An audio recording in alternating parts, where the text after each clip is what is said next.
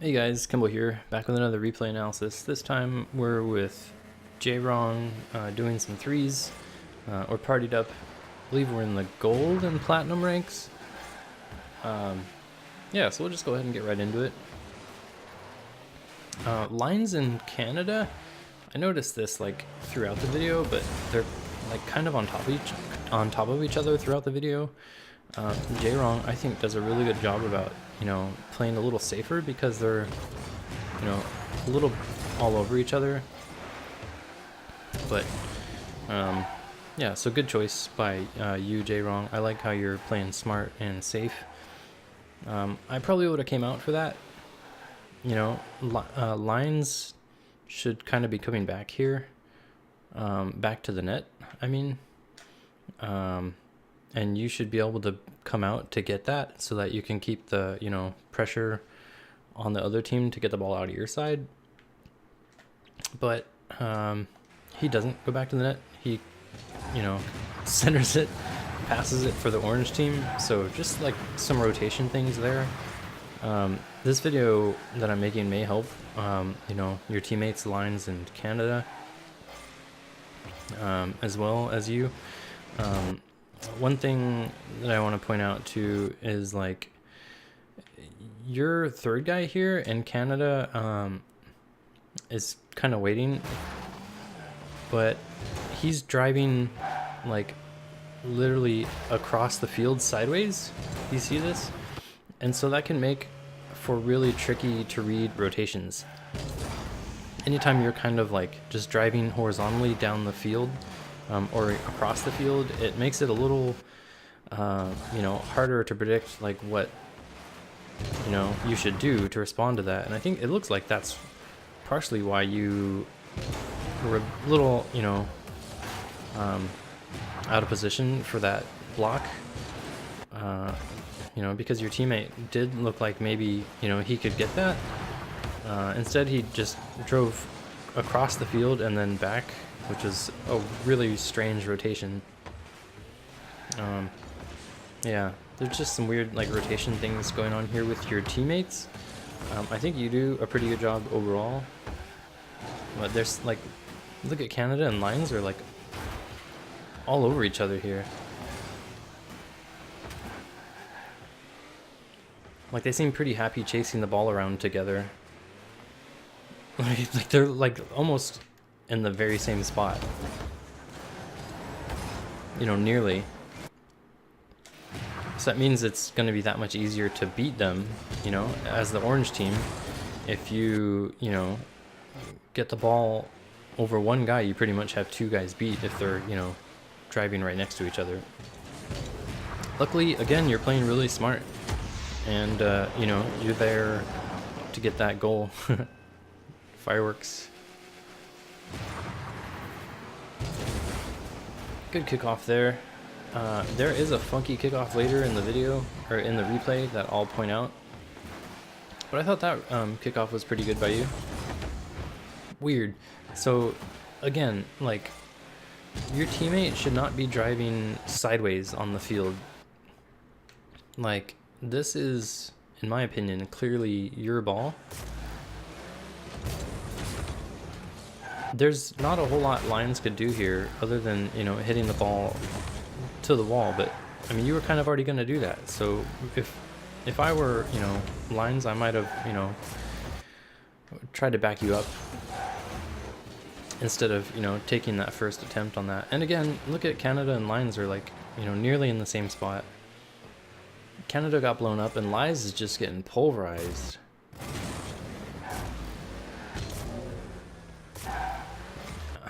I guess it didn't really show it there, but... Oh, I'm on Canada. Am I? No, I'm on lines. Yeah, you got knocked way out. But, again, just give your teammates space. A quarter to a third of the field away from, your teammates is usually what I go for. Seems to be a pretty safe,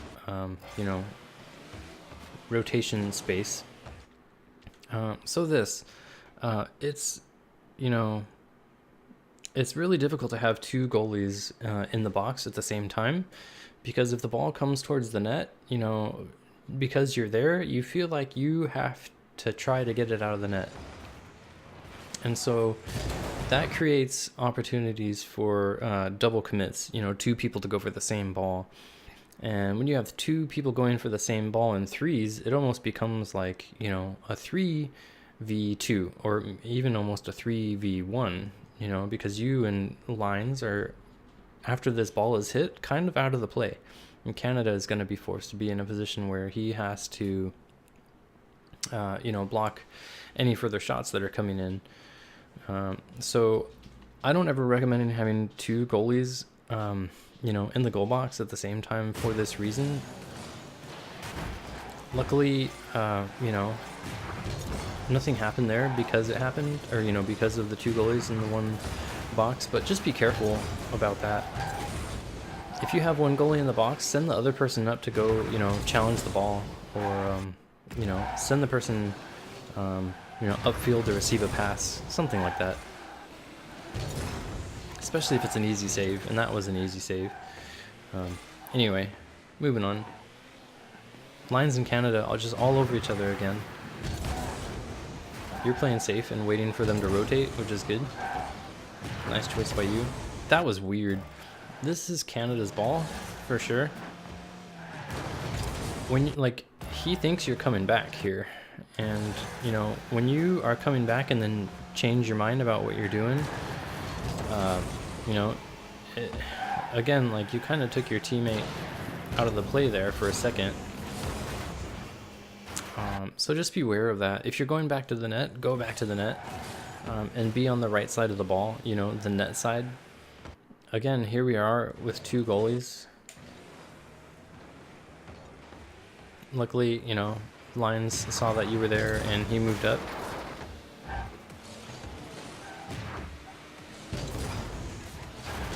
Nice attempt there, just a little bit of a whiff. This, man, this is a really, like, perfect opportunity to power shot it.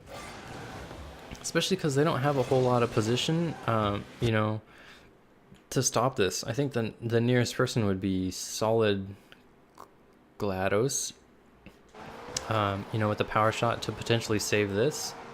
But, you know, I would have liked to see a lot more power on that.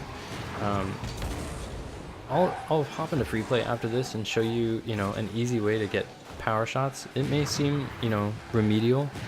I'm sorry if it is, but I feel like I should point it out because I didn't see a whole lot of power coming out of you this whole match. So after this, I'll hop into free play and show, you know, a technique I like to use for power shots.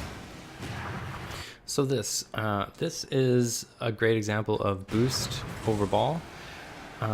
I don't know, you had a clear opportunity to get the ball here, and just, you know, not a great use of boost, because you use your boost to go to the ball and then you realize no one's there to challenge and you see an opportunity to go get boost, and so you do. Unfortunately, Canada looked like he was going for that ball too, but he goes like idle or something. Look at it, maybe his controller disconnected or something. So that was funky, man. And just, you know, you could have never seen that coming, but 15 boost is more than enough to get a, you know, a good hit on that ball upfield. Oof. And instead the ball is just, you know, anytime the ball is hovering around midfield, uncontested, it's dangerous. So just keep that in mind. That was totally avoidable in my opinion.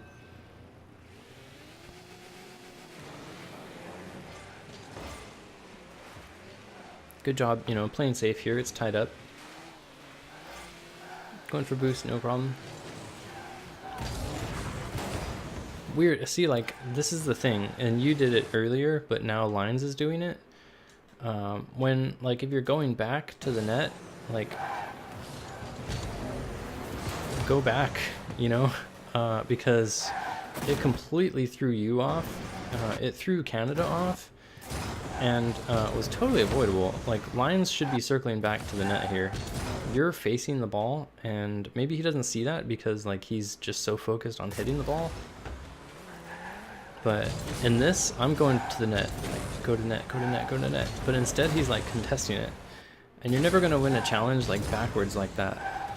So there's almost no point in hitting it if you can't beat, you know, the other person to the ball. So, you know, yeah, I was just like kind of silly, really. That was, you know, your challenge. And Canada, I don't know what Canada's doing. Backflipping? Yeah, Canada's trying to get a half flip in, I think. Is that really? So he's backflipping. Yeah, I mean, that wasn't completely your fault there.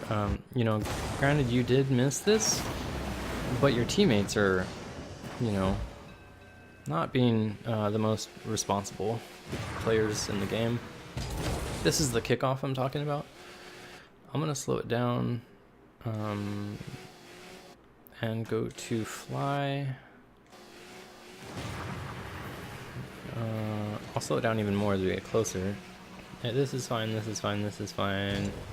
And okay, so on this kickoff, like you and your opponent are headed towards the ball diagonally, and really like what you want to happen is you want to be in between the ball and your goal. So that means you want to have really good square contact with this ball to avoid it, you know, pinching off your car, going into the wall and centering towards, you know, your net, because that's what happens on this kickoff. So you want to hit this ball like, you know, nearly dead center, and that's not really what happens here. So, and I think, you know, you're kind of hitting the ball to the left side. You know, it's kind of hitbox related here, so it's a little hard to see, but you're hitting the ball on the left side of the ball, and even then you're hitting it, you know, on the bottom, because it looks like you kind of flipped late, versus like your teammate who's like higher than you and hitting this ball, you know, more in the center. Like, look at that compared to your net, like a little more in the center than you. You see that? And because of that, like, this ball pinches out towards the wall, which, you know, is never good, especially because both of your teammates are cheating up here. So just something to think about. You know, working on that kickoff would help. I at least like to get it, you know, to the side and like dead. If not, you know, bouncing off the wall, centering for me to follow up on. So just, at least you're not playing ones. You know, you have teammates who can, you know, back you up. That's a good goal. Nice job by Lines here. Just being in the right place at the right time, and a bad clear by the orange team here.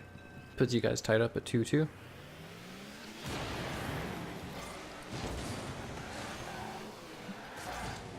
This is good. Nice patience by you. Like, you're not charging in on him, which I like a lot. Nice pass by Lines. Opponent is there to clear it. So Lines is, you know, playing person 1. You're playing person 2. And Canada is playing person 3. And yet, Canada, like, why is Canada here? Like, really, Canada should not be right here. Canada should be, you know, here-ish. You know, even somewhere here. Here is also good, but not here. Like, there's really no reason for him to be right here. Again, you know, like, double commits and triple commits and threes are very, very dangerous. I don't recommend ever doing them if you can avoid it. Yeah, but he was there, you know, and now you guys are all retreating. Like, you're all in a retreat mode. Luckily, you know, they got back, your teammates got back fast enough to block that shot and, or, you know, to block that offense and, you know, push it again to their side. So good job there, just not great rotations to get where you are now. Good job by you, just kind of bailing on that. Someone needs to back lines up though. So like for you, you see Canada's just bolting it back. You need to turn around. Because if Lines puts up a pass, and you know, it looks like he kind of does. He's like 1v3ing right there. Someone should be backing him up. And it should be you. You should be there sooner. But, you know, you recognize that and you came up. But, you know, in higher levels, that amount of time for the other team is going to hurt you in the end. Good job there. Nice patience. That was like just a perfect rebound for the other team. Go to overtime here. Nice cheat by Lines, but he's dead. I probably would have, you know, liked to be there sooner, especially because I saw Lines, you know, you see Lines dying. I would have tried to get there as soon as I could. Which you do. It's just, you know, different paces of play. I think, you know, at the lower levels you do play a little slower, which, you know, you'll learn speed in time. Luckily, like, you recognized what needed to happen and you came, so that's good. Again, you have two goalies here. I would have been on this much sooner. You have Lines sitting behind you, and it's, you know, you saw him clearly in your view. I would have been on that, like, now. Just a simple aerial into the corner, you know, and Canada could be coming back after that to back up Lines. But letting them shoot is dangerous, or letting them at least, you know, push the ball closer to the net is very dangerous. But it worked out for you guys. Nice hit there. I see, again, like another opportunity for a power shot. Because it was kind of like, you know, you're hitting that with like the back of your car. Luckily, like, you put on a really good shot. I think that, you know, these guys bump into each other, I think. No, they just cross paths and have some really poor defense. So nice job there by you. Overall, like, a pretty good game for you, I would say. You played it very well. Your teammates didn't always make the best decisions, and there definitely could have been some learnings in terms of, like, rotations. So I'm just going to recap. You know, watch for those double commits. You know, watch, and double commits, I mean, like, having two people in the same spot, whether it's in goal or going for the same ball. Like, your teammates, like Canada, don't drive across the field sideways. That, you know, can be confusing on the rotations. And just, you know, minding the rotational spacing, a quarter to a third of the field away from each other at all times if you can.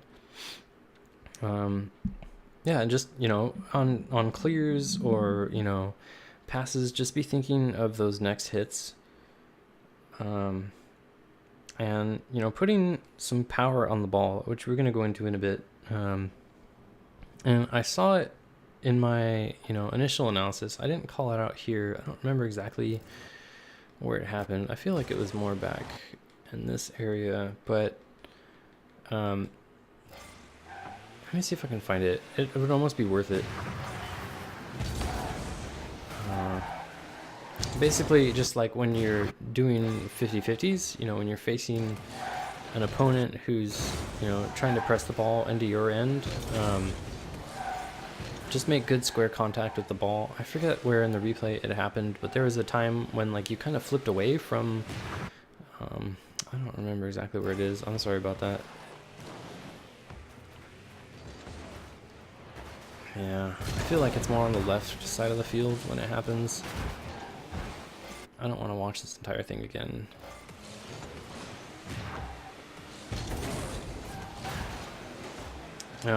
Anyways, just, you know, when you're doing 50-50s, get good square contact with the ball if you can, and flip into it, not away from the ball.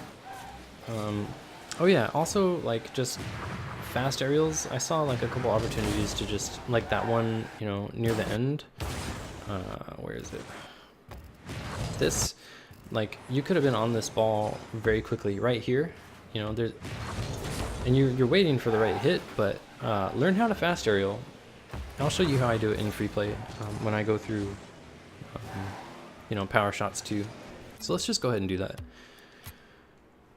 Nice game though, nice, you know, rotations by you overall, and you know, your positioning on the field was overall pretty good. So nice job there. So for me, like how I like to fast aerial, you know, if you just tap jump, you'll only go a certain height. You know, but if you hold jump, you'll go, you know, your maximum height. So what I like to do, you know, to fast aerial is jump, hold jump, and boost at the same time. So, you know, that's a pretty darn quick way to get up. You know, hold down, hold jump, and hold boost all at the same time. It gets you up pretty quick, and so you kind of reach your maximum, you know, jump height after about a second. So if you can jump, and hold down at the same time, like this, like we did, you know, a second ago. If you can do that, hold jump, you know, while you're doing that, and then jump again after, you know, a second and a half, you'll get up really, really fast. You can get up so fast with this, you know, aerial technique. And you know, that will really, like, especially in the gold and platinum ranks, like being able to get up fast to the ball and beat, you know, your opponents to the ball in the air, will give you a huge advantage. And it also works, like, you know, elsewhere. So like jumping off the wall, you can jump off the wall like even further if you hold jump, you know, and you can fast aerial off the wall, and you know, it works everywhere. But fast aerialing really is so helpful. I recommend learning it as a, you know, gold or platinum player. I really do. So that's fast aerialing. On the power shots, yeah, so the best way that, or you know, the way that I like to get a power shot is one, you know, flipping into the ball, dodging into the ball, but also catching the ball on its bounce, you know, on its like bounce back up. So, you know, the ball bounces, you know, the ball goes up in the air, it comes down and it bounces. You want to hit the ball like right as it's bouncing, you know, so that you carry some of that like upward momentum that it already had, and just add a little bit of like power to it, or add a little bit of, you know, forward momentum to it. So that's a really good way to, you know, get power shots down. It's called like the half volley or volley technique. But when you hit the ball with the front part of your car, you'll hit it the hardest that you possibly can, you know, and this is of course versus like, you know, hitting it with the back of your car, like I saw you do a couple times.